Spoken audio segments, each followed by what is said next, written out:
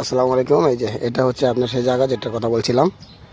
এখানে উপরে একটা লাইন ছিল তো, ওটা ওই যে এখানের সাথে স্কুল মাঠ, এই যে প্রাইমারি হাই স্কুল দুটাই।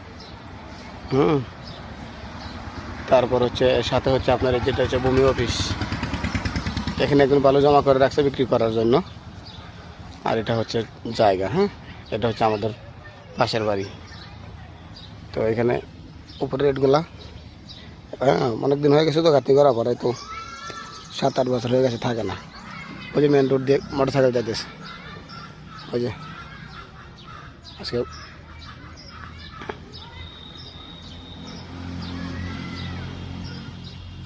এখান থেকে একবারে মেন রোড।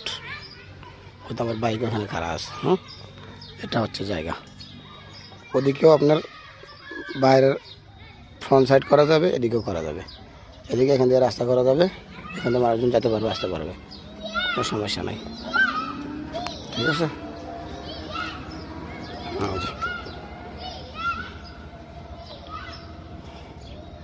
মোটামুটি এখানে জমি আছে আপনার 9 শতকের মতো।